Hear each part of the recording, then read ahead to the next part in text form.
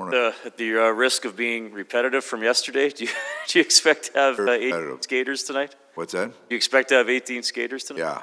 Yeah. Fogel and Benson and Cuckoo all cleared last night or late yesterday afternoon, so we have a pick of them. So you actually got a choice then? Got some choices. They haven't had much skating, so one of those guys will play. Okay. Ottawa, last year you went 9-0. I mean, is it kind of just like, but let's not think about that, guys, like that was a long time ago? That's last year. This is a whole different bird. So they had quite a break and got one game under their belt. We're coming out of a break, so expect both teams to play with lots of energy. So we'll see where it goes. Are you in the frame of mind to try some things a little different, combination-wise and such, than you were using before, or do you feel like you want to stick with what is familiar? Like, are you feeling the need to mix it up at all? COVID's driving it that way a little bit right now, so health and getting pieces and not just getting pieces, but once we get everybody back up to speed, we've got, you got a player coming in today that hasn't skated in 5 days, so he's in the lineup. We'll see how he goes, but until we can get back up to speed, I'm hoping like next week we can continue to get some good practices and maybe get a little more, figure our lineup out. I mean, the biggest thing that changes our lineup is when Draisaitl plays wing or plays center, right? That drives it a little bit, and some of that has been the COVID issue of where all the parts fit. On the blue line, with a player like Ceci, has he shown you enough that if you wanted to maybe, mix in some more minutes or move things around, like you feel like you got options there based on how some guys have been playing for you? Yeah, we've talked about that a lot the last couple of weeks, so it's you'll see some tweaks there and just the options of what we have been using pretty consistently and what we're going to try. Dave, just here to your left, the players over the last few days have kind of been talking about the bigger break and what they've been able to do, maybe extra that they wouldn't normally have been able to do. As a coach or coaching staff, have you, with this break, had time to do some things that you might not normally be able to do, or is it just kind of same process? You get extra time. You don't get a ton of time to practice during the season, and especially that last little stretch when we're, on the road and in New York, and you're dealing with players every day. Seemed like a couple more players were out of the lineup, so you don't get a lot of time to practice. When you do, you get a good chance to review. You get people up and running.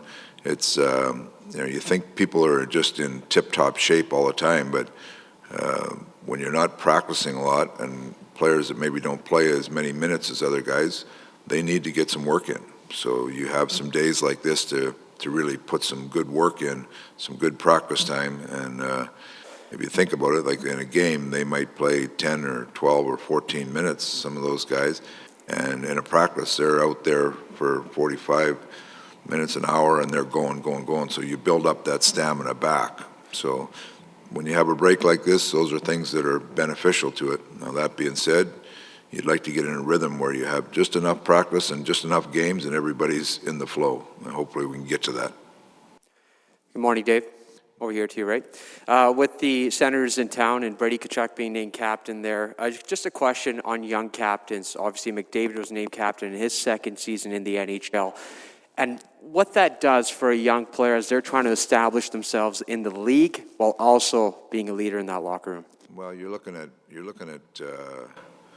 young players that have big impacts on the game and impacts on their team. And a lot of times teams will go that direction probably earlier than maybe in the past because it's a key person in their organization, and everybody recognizes they will become the leader of the team. So there's I look at Ottawa's situation there. They've kind of come through a rebuild. Now they're trying to get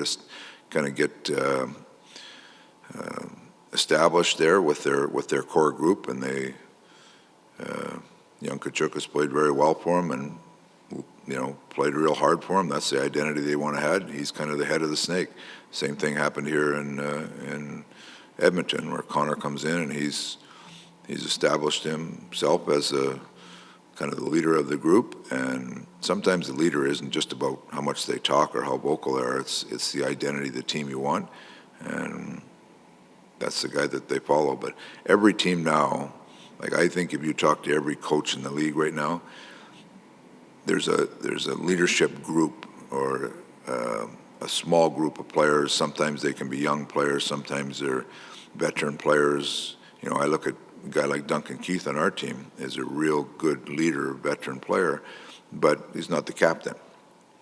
So most teams, I think right now, you would see a real onus put on a leadership group that has an impact.